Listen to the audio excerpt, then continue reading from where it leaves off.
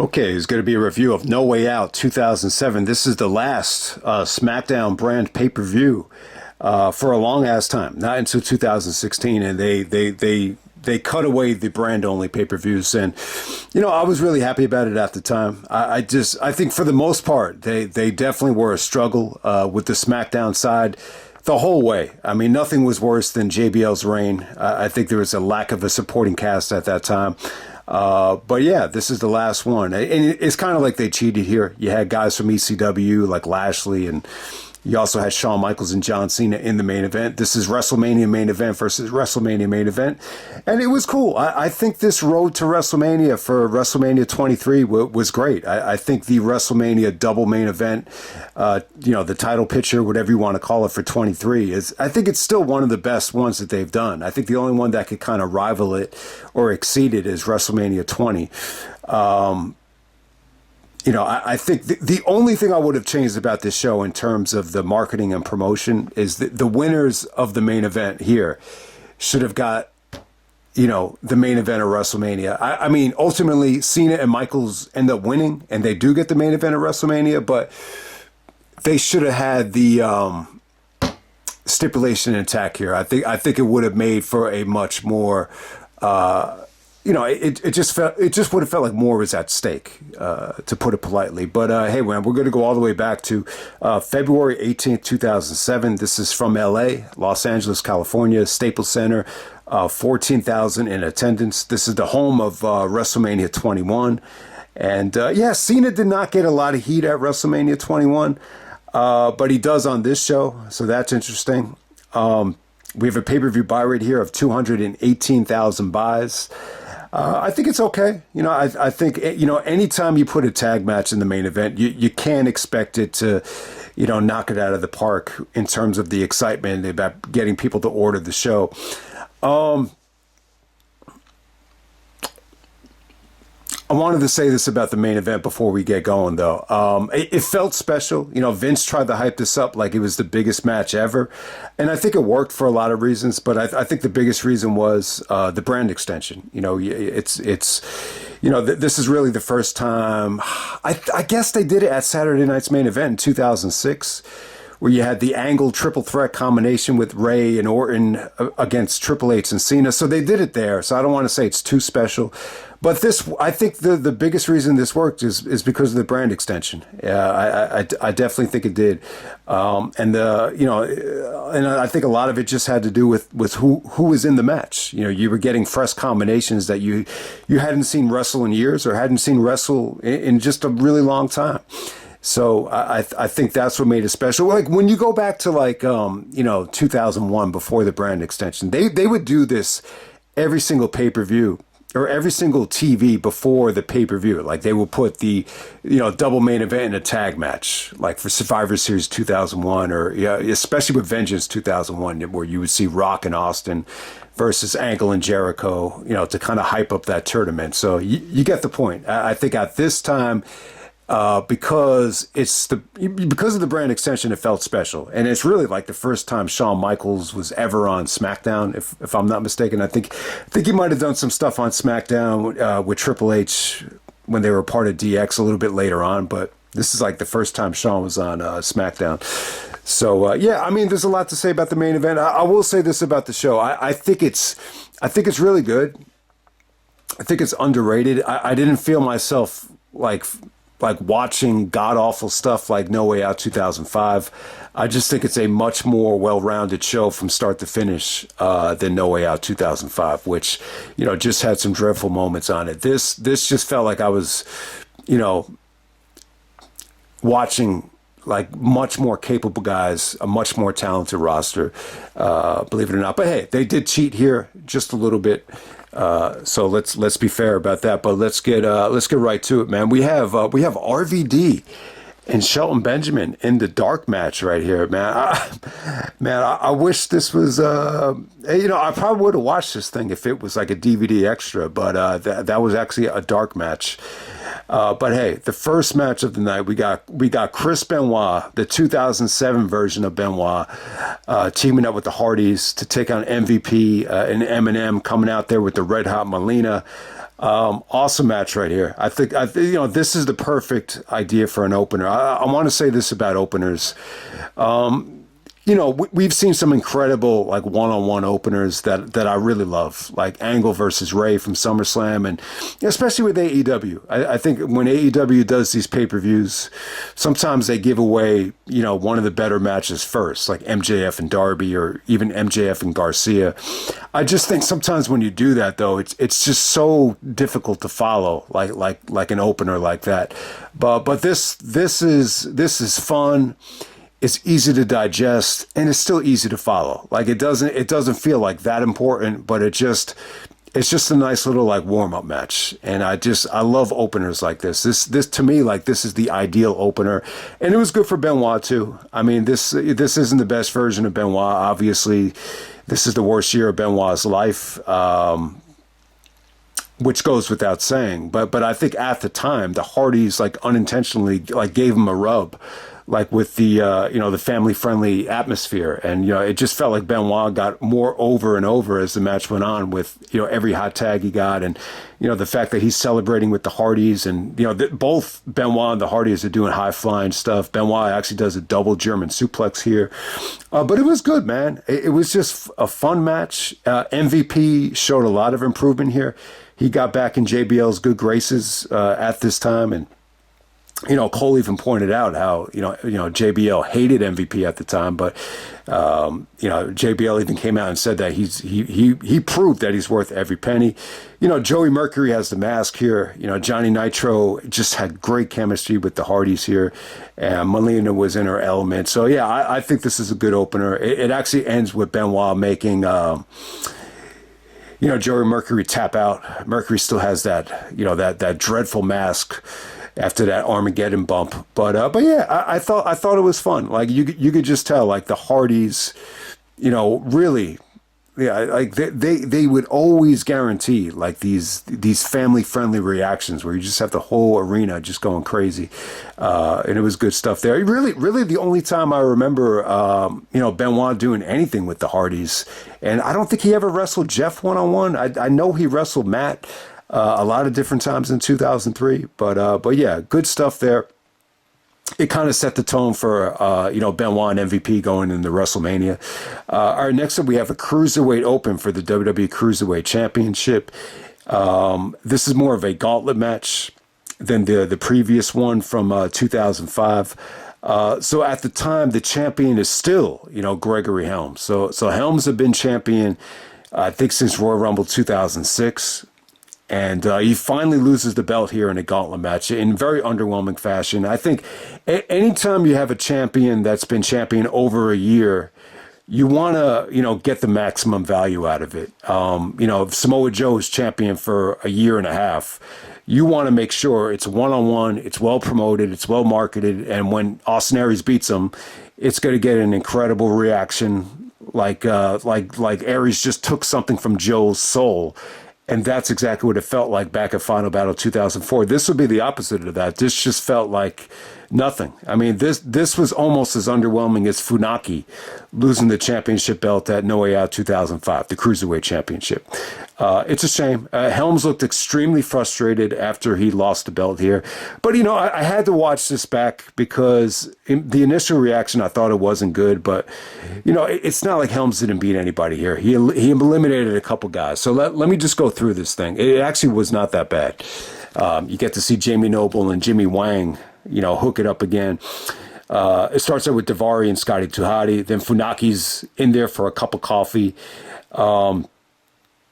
Shannon Moore is in there. Helms actually eliminates Scotty Tuhati, Funaki, and Shannon Moore. So it's not like Helms didn't eliminate anybody. He eliminated 3 guys. So thumbs up there. Jimmy Wang Yang comes in, and he's able to kind of, you know, hit a Hurricanrana leg scissor, you know, to put Helms away. I just felt like, for considering how much work Helms put in as Cruiserweight champion, it was just, No, it just didn't feel special. But hey, silver lining is you get Jimmy and Jamie Noble hooking it up again. They were just in Ring of Honor, 15 months earlier, and Jimmy Wang Yang puts Jamie Noble away with a breathtaking moonsault, and then Chavo Guerrero comes out of nowhere, which felt like it was a surprise. And Jimmy's a little bit beaten up, so Chavo wins with the frog splash. So for the third No Way Out in 4 years, Chavo Guerrero wins the Cruiserweight Championship. Unbelievable. And Chavo was a 6-time Cruiserweight champion, and 3 of them ended up coming at No Way Out, which is incredible. But, he's trying to recover from the Kerwin White fiasco, and Eddie had just passed away. So I not the worst thing in the world to have Chavo win. It's just funny that, he found himself champion at, consecutive No Way Outs. So that's pretty interesting. But yeah, the match had good talent. I didn't mind this. I just think it was a poor way, for Gregory Helms, to lose the belt. I mean, you might as well just do a one-on-one match, but hey, Chavo's a heel. The easiest thing to say is, you didn't want to do Chavo and Gregory Helms because they're both heels. So, I don't know if this was a wellness policy thing or, maybe his contract expired. I have no idea. I just felt like Helms looked severely frustrated after it was over. All right, next up we have Finley and the Little Bastard taking on the Boogeyman and Little Boogeyman. This is just a lot of craziness going on there. This is probably the wackiest thing Finley was ever a part of. Finley does get the win with the shillelagh after the Boogeyman actually scares the Little Bastard away from ringside with all the worms. The match is just not my cup of tea. I understand that the Boogeyman, especially what you're seeing now with Fatu, like Fatu's kind of taking some of the Boogeyman mannerisms and kind of, making it his own. So that's pretty cool. But hey, when I'm thinking about Finley, like I don't want to see him in a comedy match, but because of the Little Bastard and the Little Boogeyman, you had an opportunity to do something kind of wacky. And, there are people that would find this entertaining, whether you're a family that's there with kids and you wanted to see something a little bit cartoonish. I could see the appeal, with a certain demographic, but, it just wasn't for me, and it just wasn't for the serious wrestling fan. Next up, we have Kane taking on King Booker with Sharmell. They go 12 minutes and 38 seconds. All right, so the Kane-Booker T combination, normally I would say I'm not a big fan of it. They had a match in 2003 when Booker came back from the back injury. Someone actually mailed in a review and, was very critical of Booker T. Just said that he looked old and he looked broken down and he just didn't, him and Kane just didn't click. And that was, several years back. However, though, I think the tide had turned here. When I'm looking at King Booker with Sharmell, I think, Booker T looked a lot, better here than he did against Heidenreich. He looked more motivated. He looked like he was in a nice little rhythm, just coming off of the championship reign. I think what comes with that is just a lot of time in the ring, a lot of experience. And, I just think it's more of a natural fit here. It's definitely a weaker version of Kane. Kane just looks a little bit more, to put it nicely, it just looks like a weaker version of Kane. No doubt about it. But still, I thought they worked extremely hard. It had a nice little pace to it. They kind of just did their thing. It was kind of a basic match, but I think it worked better to have Booker as the heel because, he looked sharp. He looked sharp with some of the bumping that he did. Some of the transitions from the leg scissors into the choke slam surprisingly came off good, and they kept the fans engaged for the most part. I'm not going to say rush out of your way to see this thing because I'm not a huge fan of the combination. But it was okay. I mean, the feud is a little bit, puzzling here. I think they were in Houston and they wanted to give King Booker the key to the city, and he was kind of like, very disrespectful. He was like, "It's about damn time you give me the key to the city." And then Kane comes out and kind of ruins the party. I think that's how it was kind of built up there. But we're going to move on to the next match for the tag team titles. We got Paul London and Brian Kendrick taking on Deuce and Domino, coming out there with Cherry. This felt like a different version of Deuce and Domino. I thought Damian Sandow was in this team, but this didn't feel like the Damian Sandow version of them. I thought they were okay. I mean, kind of generic. I think the 50s thing is definitely interesting. But there's got to be more of a reason behind, just kind of morphing back into the 50s just to stand out. And I think that's the biggest issue with it. If someone was really pushing for a 50s movement in terms of, the art scenery and the diners and everything like that, I know Pulp Fiction had the Jackrabbit Slims. It was usually inspired by the 50s, but I just don't think it worked in wrestling. These guys, they almost had it almost felt like the Jersey Shore mixing it in with the coolness of the 50s, if you want to say that, with the ring attire here. I mean, it was good. I mean, this is pretty basic with the isolations and, London and Kendrick just being a babyface tag team, working the crowd. I thought the finish came off awesome. It was a good match, actually. London is really struggling the whole match. And then at the end, Deuce and Domino try to do like a doomsday device. And Kendrick is able to kind of duck it, dodge it, and just kind of roll him up. So it was a good finish. London and Kendrick, get the win there. It was short and it was sweet. It was fine. It really wasn't bad. Next up for the ECW Championship, we got Bobby Lashley taking on Mr. Kennedy. They do this huge video package here with Lashley, with his family, and the history of him, joining the military and the amateur wrestling background from the Army. So yeah, it's a pretty good hype video for Lashley, heading into WrestleMania. I will say this: this was tough. This was definitely tough, challenging.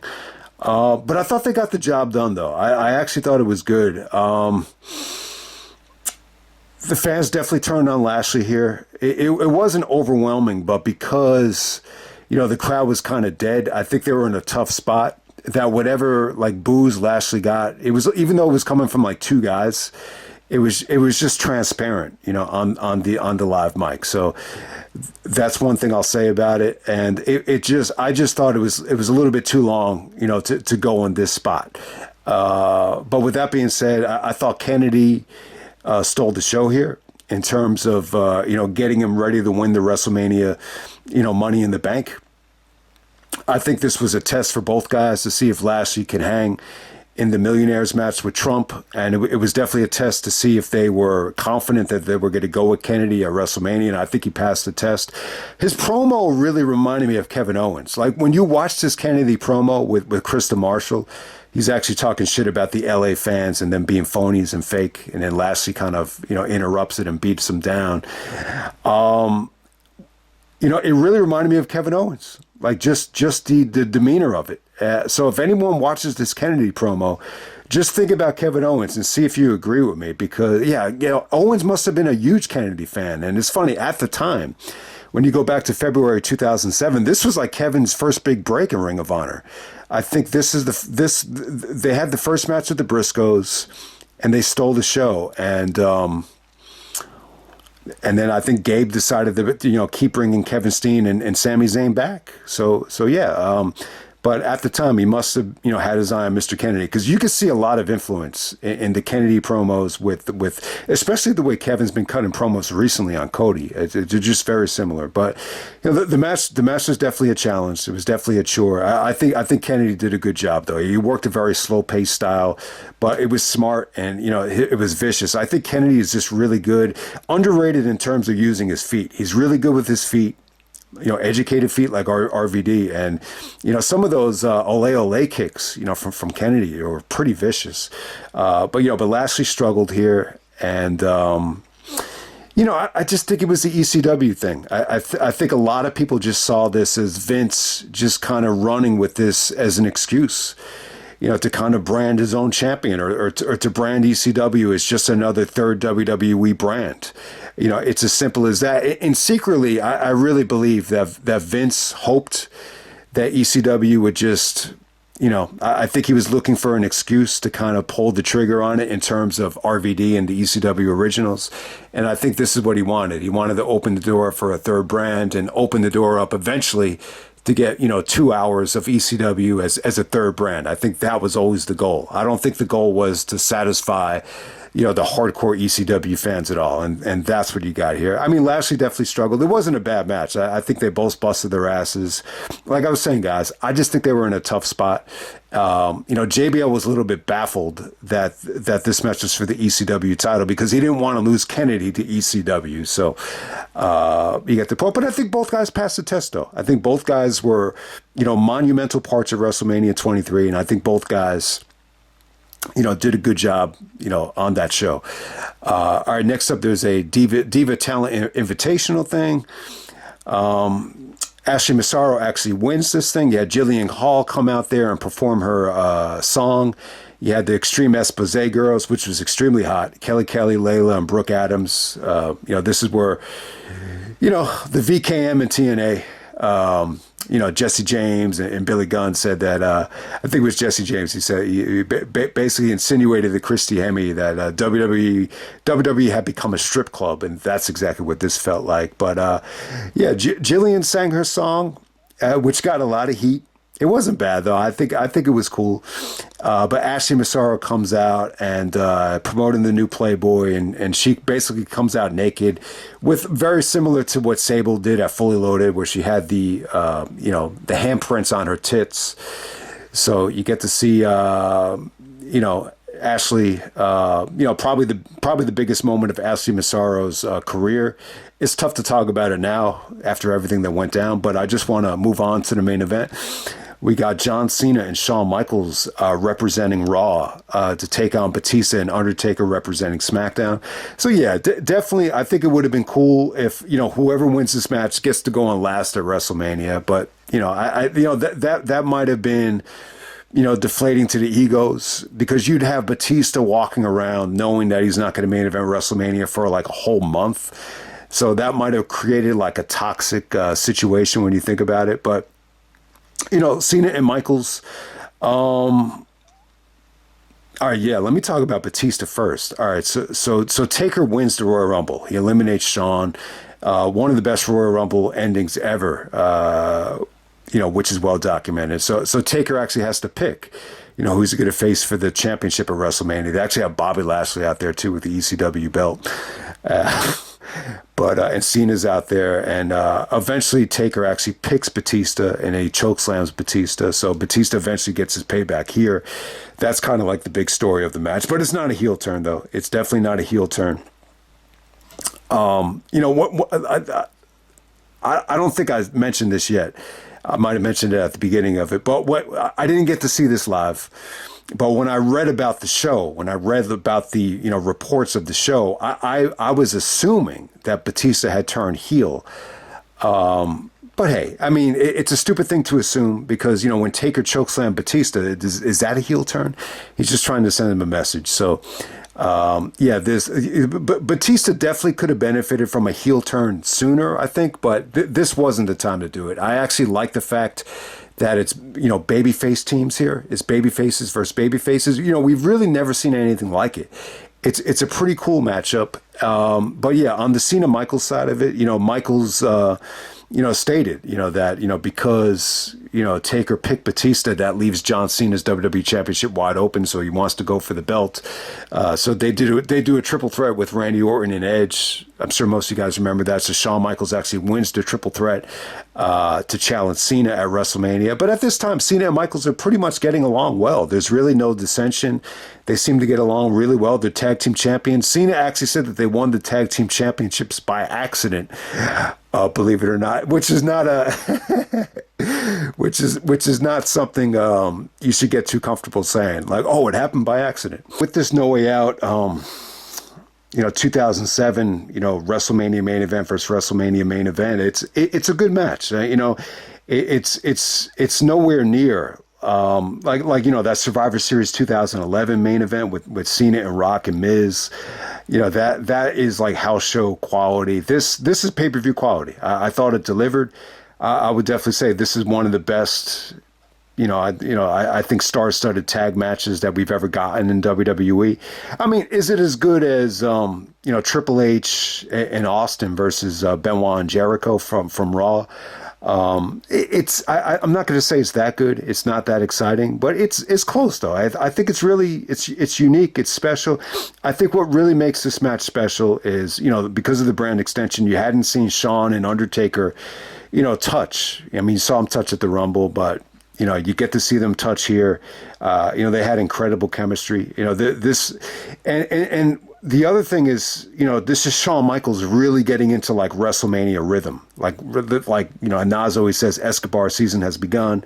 This situation is like Shawn Michaels could say, like WrestleMania season has begun. He's kind of morphing back into the WrestleMania version of HBK, which is, up another level. So, you definitely got vintage Michaels and Taker and Michaels. You get to see a sneak preview of the chemistry here once again. Really, the first time you get to see Cena and Batista touch, since they've been champions. I know they tagged together, but this is the first time where they actually had to work together in terms of one-on-one stuff. So I thought that was good. Cena definitely got like the biggest reaction. Like anytime he got tagged in, it was just very polarizing. JBL was even like, say what you want about John Cena, but he ignites a reaction out of the crowd. And I got to give JBL credit before I forget. He had to really carry the show. Michael Cole loses his voice. You could feel it like as soon as the show started. I think it's because he was sick. But, Bradshaw really, this is the hardest I think Bradshaw ever had to work on a show. And that covers him as a wrestler as well. So thumbs up to JBL. He had to bust his ass here. Maybe this wanted to make him come back out of retirement. So you never know. But yeah, man, I think the match was awesome. I would definitely say Undertaker was the MVP here. I hate to say it, man. Like, I'm not going to say that Undertaker is a better worker than Shawn Michaels, but at this time, I would say that Taker is the best wrestler in the company. I don't know what the fuck he was smoking, but the dude just looked incredible. Like he was just moving better than ever. Like this is the best version of Undertaker. And I know I've said that before, and it just makes me sad that he got hurt, going into the summertime. Because I would have been interested to see if Taker could have rode this wave.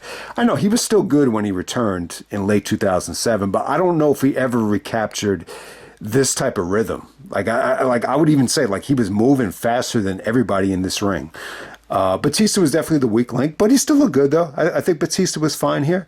The hot tags are really interesting. Like it's really the only match where you could find, Cena getting a hot tag, Taker getting a hot tag. They're both baby faces, so who's gonna be the one selling, or who's gonna be the one kind of delivering the offense? It actually ended up being Undertaker, I guess, because Taker has seniority over Cena, and still, but this kind of proved that they still didn't really know like what was going to main event at WrestleMania. If Taker is getting the superstar treatment over Cena, the face of the company. But yeah, it was cool. Taker actually is the one punching Cena, and Cena's selling for Taker, which I'm not going to say surprised me. It just, the way he was booked, it just felt like the natural thing to do, and it came off great. Shawn took that nasty gorilla press, so it was okay. It was fun, man. The whole match got a good reaction. It felt like if the WrestleMania main event was not at stake, it just felt like the hit to the ego was at stake. I think that's the best way to kind of summarize this. So yeah, surprisingly, Cena and Michaels get along. Batista and after the hot tag from Taker, Batista and Taker are cooking. They look like they're going to kind of set up like a big double team spot, and then all of a sudden Batista out of nowhere just delivers a spine buster to Undertaker. And then all of a sudden, Shawn hits the super kick, Cena hits the FU, and Cena pins Undertaker. And yeah, I mean, that's the other thing I wanted to mention. It's really the first time, and maybe the only time, you get to see Cena and, the dead man version of the Undertaker actually go at it. And, I know a lot of you guys would have loved to see that at WrestleMania. I know it did happen at WrestleMania, but I don't know if I would count that as a match. It ended up being a squash match. I can't even remember what WrestleMania was at. I think it was 34 or 35. I want to say it was 34. Maybe 35, maybe 34. I can't even remember. But you get the point. It never really happened with the streak being on the line. I think the biggest reason why it didn't happen, I don't think Vince wanted Cena to lose to Undertaker. I think that's why. But at the same time, I don't think Vince wanted Cena to break the streak either. So I think that's the biggest reason as to why it didn't happen. I don't think had anything to do with, oh, Cena and Taker, like they never got along. And, you know, I don't think it had anything to do with they already wrestled at Vengeance 2003, so the match has already been done. You could have presented that in a way where it felt like the first time ever, especially with the streak. But it's one of the biggest what-ifs in WWE history. I would definitely agree with that. But you do get to see them like in their prime here. Cena looked good here. Cena looked a lot better here than in 2005. So the match definitely delivered. I think it's a fun main event, fun match. I think it's a good show. I think No Way Out 2007, I think it's much more well-rounded than 2005, but they did cheat a little bit, and let's be fair about that. They did cheat. You know, this didn't exactly feel like a SmackDown pay-per-view when you got Shawn Michaels in the main event. But yeah, good stuff, man. Let me just end it right there. That's No Way Out 2007, and I'm out.